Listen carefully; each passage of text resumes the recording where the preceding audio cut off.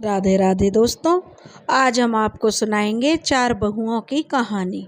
अगर आप हमारे चैनल पर नए हैं तो प्लीज़ हमारे चैनल को लाइक करें, सब्सक्राइब करें और शेयर करें। एक सेठ था, उसके चार लड़के थे। चारों का विवाह हो चुका था।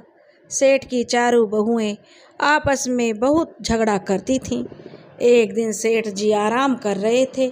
घर के अंदर से आवाज़ आई, कल मैंने खाना बनाया था, आज मैं नहीं बनाऊंगी।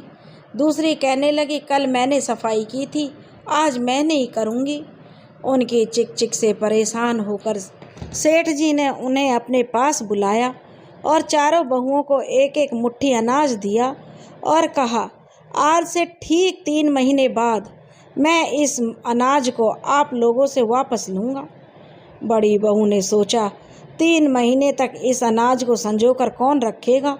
उसने उसकी गुड़धानी बनाई और बच्चों को खिला दी। सोचा, जब ससुर जी 3 महीने बाद गेहूँ मांगेंगे तो मैं दूसरे ताज़ा एक मुट्ठी गेहूँ दे दूँगी।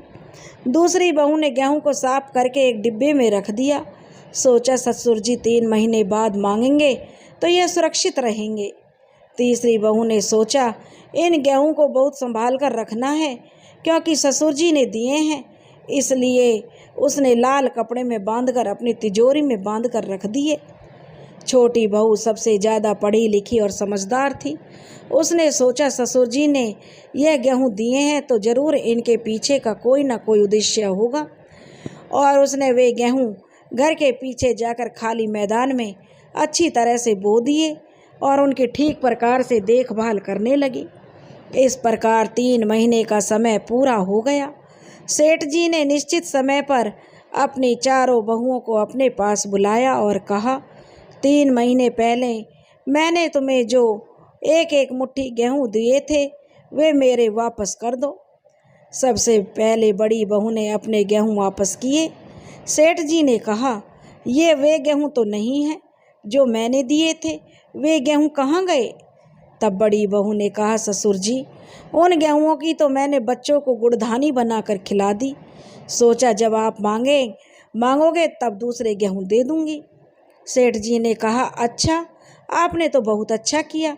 इसका अर्थ है आप पाक कला में निपुण हैं और सभी को ताज़ा भोजन खिलाने में समर्थ हैं, इसलिए आज से रसोई का सारा काम आप ही करोगी। बड़ी बहू महाराज जी ने जो पदवी पाकर बहुत प्रसन्न हो गई क्योंकि उसे जो रसोई की पूरी जिम्मेदारी मिल गई। अब दूसरे नंबर की बहू की बारी थी। उसने अपने गेहूँ ससुर जी को दिए। सेठ जी ने देखा वे गेहूँ पहले से साफ सुथरे और चमकदार थे। सेठ जी ने पूछा, आपने इन गेहूँों का क्या किया। तो दूसरे नंबर की बहू बोली, ससुर जी, मैंने तो गेहूँ को साफ सुथरा करके एक डिब्बे में बंद करके रख दिया था ताकि ये खराब ना हो। सेठ जी ने कहा, आपने बहुत अच्छा किया, आप सफाई कला में बहुत निपुण हैं, इसलिए आज से घर की साफ सफाई की जिम्मेदारी आपकी। दूसरे नंबर की बहू भी अपना मनपसंद काम पाकर खुश हो गई।